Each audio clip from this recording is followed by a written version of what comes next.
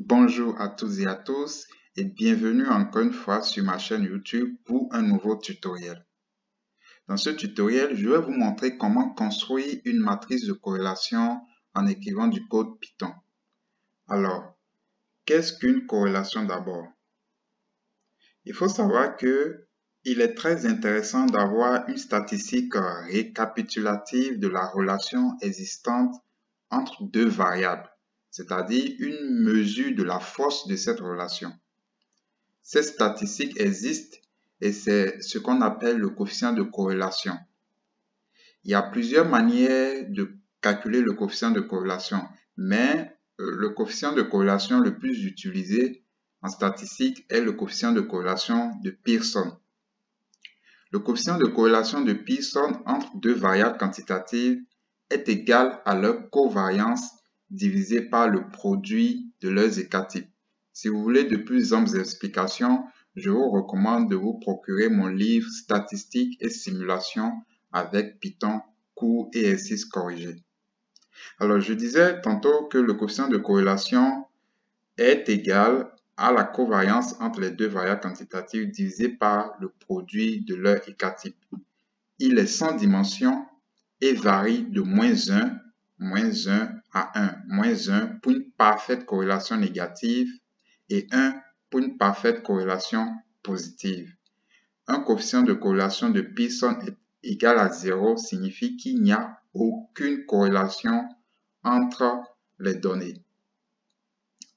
Mais attention, il faut savoir qu'en statistique, la corrélation n'implique pas la causalité. Donc, nous allons utiliser le jeu de données, le célèbre jeu de données Iris pour illustrer tout ce que je viens de dire. Je vais importer les librairies nécessaires.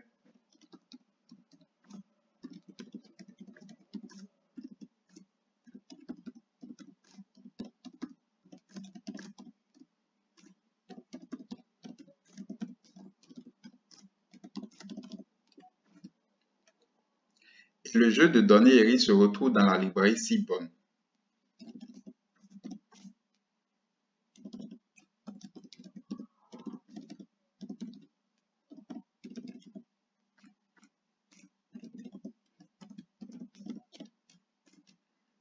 Voilà. Vous pouvez utiliser n'importe quel jeu de données pour calculer ou bien générer votre matrice de corrélation. Alors, comment nous allons construire la matrice de corrélation? Tout simplement, nous allons utiliser la fonction heatmap de Seaborn. Donc, pour ce faire, c'est très simple. D'abord, il faut générer le tableau des corrélations. Donc, si je fais iris, point, avec la méthode corps de pandas, j'ai ici le tableau de corrélation. Qu'est-ce que ce tableau me dit? Ce tableau me dit par exemple que la corrélation entre la variable sepal-width et sepal-length est de -0,117570. Et que la corrélation entre la variable pétale-length, donc la longueur des pétales, et la longueur des sépales est de 0,87. Donc, il existe une corrélation forte positive entre ces deux variables. Et vous allez voir dans la diagonale de cette matrice, c'est 1. Voilà, la corrélation entre sépales-length, c'est 1. Donc, entre deux mêmes variables, la corrélation est égale à 1. C'est une corrélation parfaite. Et de part et d'autre de cette diagonale, vous avez une symétrie en fait. C'est les mêmes valeurs. D'accord? Donc, voici le tableau des coefficients de corrélation de Pearson. Maintenant, je vais maintenant générer la matrice de corrélation.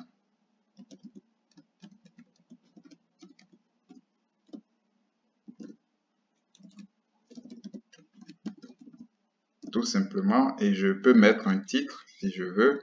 Donc, cette lettre, je mets maths de corrélation. Je précise Pearson, puisqu'on peut calculer d'autres types de corrélation. Et voici ma carte de corrélation. D'accord? C'est une matrice toute simple où j'ai un code couleur qui me dit qui indique la force de la corrélation.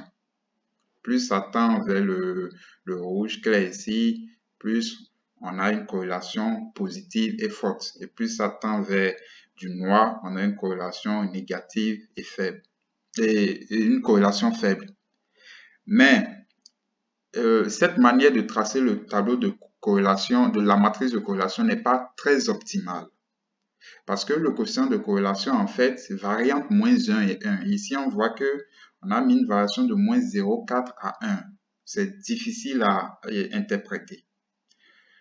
On va générer notre matrice beaucoup plus optimale qui va nous permettre de mieux lire la matrice de corrélation. Donc, suivez très bien.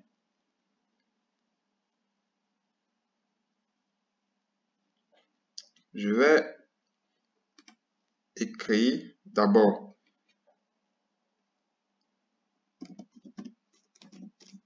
on va écrire le code, après transformer ce code-là en une fonction.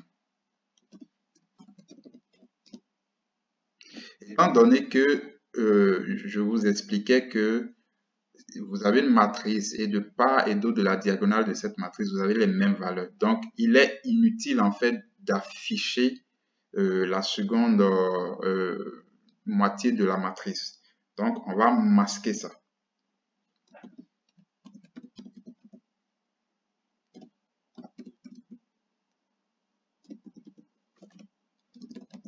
Iris.corps.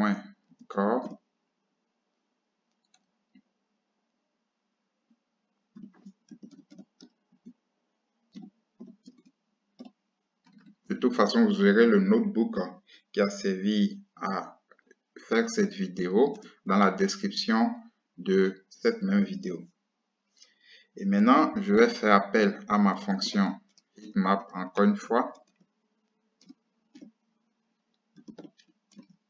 Attention, je suis déjà habitué à df, mais ici, on l'a nommé iris.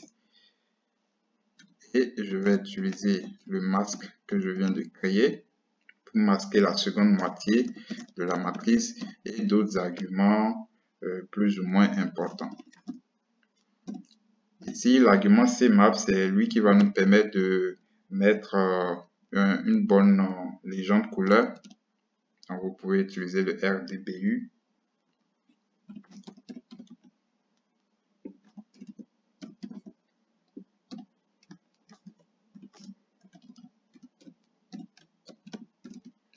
Regardez, ici, on n'avait pas à noter. Donc, on n'a pas les valeurs.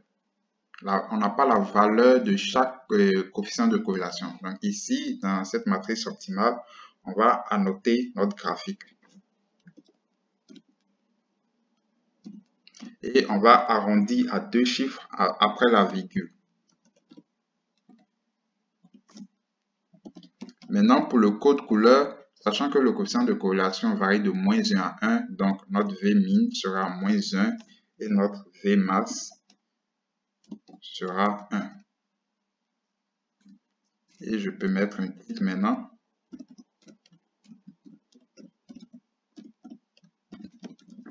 Carte, ou bien matrice, c'est tout ce que vous voulez. De toute façon, c'est comme une carte des corrélations.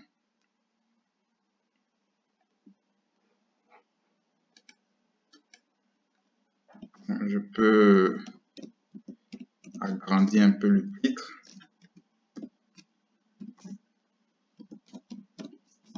Et en le mettant en noir. Et maintenant, j'affiche le graphique. Attention, il faudra importer aussi Matplotlib.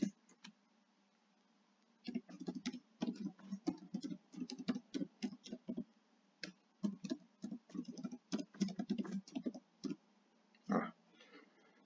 Donc, j'ai mon code, je vérifie que tout est bon et je peux exécuter maintenant.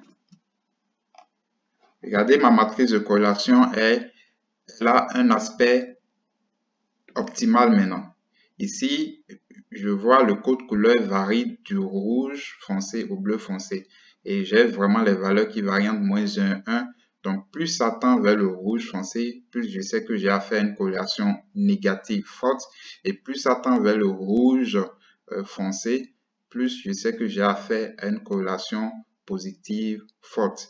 Et vous pouvez appliquer le même code à n'importe quel ensemble de données. Même si vous avez des variables qualitatives, vous pouvez le faire parce que la méthode core va directement exclure les variables qualitatives.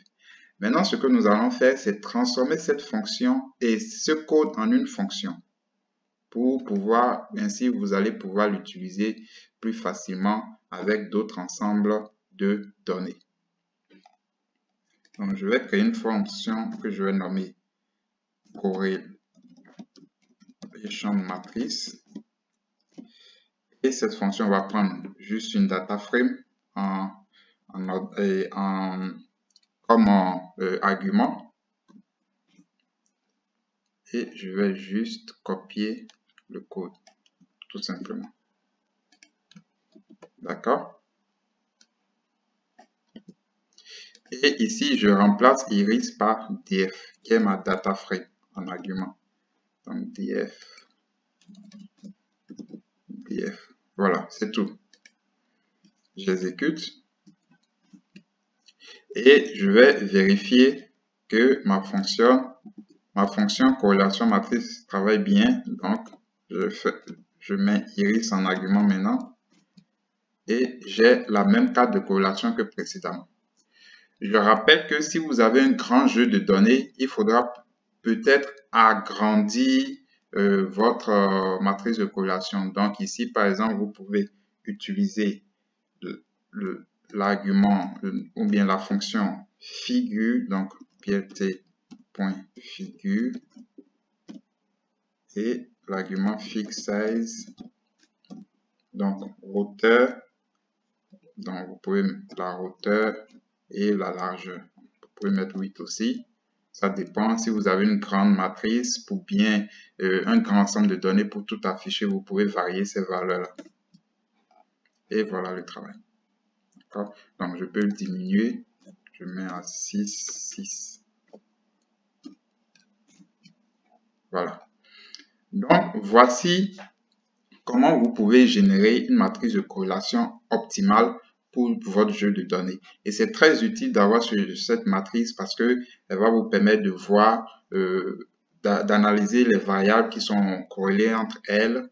Et quand on parle de coefficient de corrélation de Pearson, on parle de corrélation linéaire, il faut bien le préciser. Et ça va vous permettre aussi de faire une bonne ingénierie des caractéristiques lorsque vous êtes en tâche de machine learning.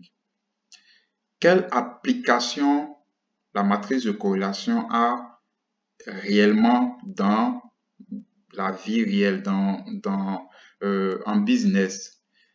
Je vais faire une prochaine vidéo où je vais vous montrer l'utilité pratique, une des utilités pratiques de la matrice de corrélation, c'est-à-dire la matrice de corrélation peut être utilisée dans le domaine de l'analyse de portefeuille financier pour justement diversifier un portefeuille. Donc, l'utilisation de la matrice de corrélation pour la diversification de portefeuille financier. Merci d'avoir suivi ce tutoriel. Merci d'être abonné à cette chaîne pour ceux qui le sont déjà. Pour ceux qui ne le sont pas, abonnez-vous, activez la cloche de notification pour être les premiers informés lorsque je publie de nouvelles vidéos. Merci et à la prochaine.